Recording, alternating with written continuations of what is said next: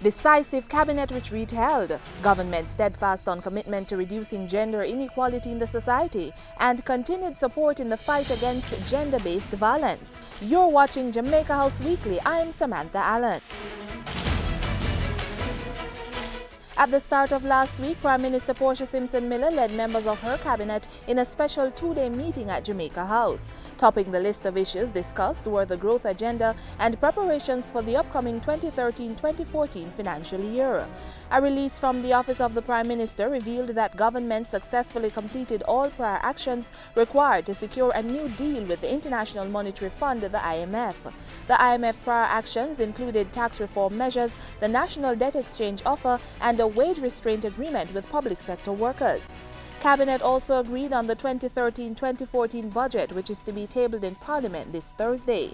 In the meantime, as part of the growth strategy, Mrs. Simpson Miller urged her cabinet to make doing business with the government easier for all citizens. According to the Prime Minister, removing red tape should not only apply to foreign investors and major projects, but to all Jamaicans. Other strategies for breaking the low growth cycle were examined in detail.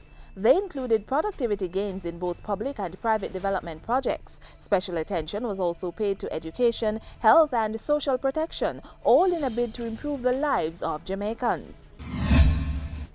Female empowerment was the core of Information Minister Senator Sandria Faulkner's message at a Women's Day function on the weekend. I wish to commend the women and encourage you to strengthen your faith and develop more leadership skills in the church. Speaking on behalf of the Prime Minister, Senator Faulkner relayed government's steadfast commitment to reducing gender inequality in the society. She also called on the women's ministries in churches and those who lead them to change the lives of women with authenticity, compassion, and genuine concern. You can effect change in the community, especially to women and girls with little or no support system. The church can be a place of refuge for women who are victims of violence and the catalyst for change for the perpetrators.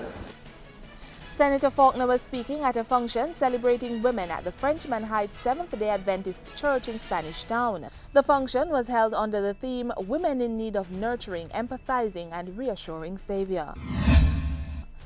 The Information Minister was also on hand last week to launch the report on violence against women in Latin America and the Caribbean.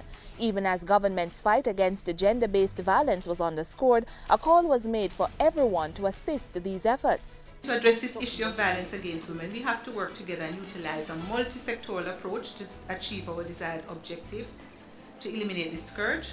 Therefore, public education and awareness strategies will have to be employed with the help of the media and the education system.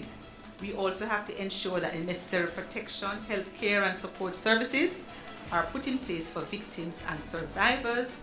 Jamaica is one of 12 countries studied in the report, which revealed that more than 1 in 4 women have experienced physical or sexual violence by an intimate partner. Data collected in Jamaica showed that of the more than 8,000 women between 15 and 44 years old who were interviewed, close to 20% suffered either physical or sexual partner violence.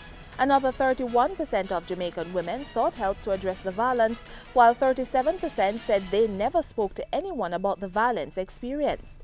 The study was undertaken by the Pan American Health Organization in collaboration with the Ministry of Health.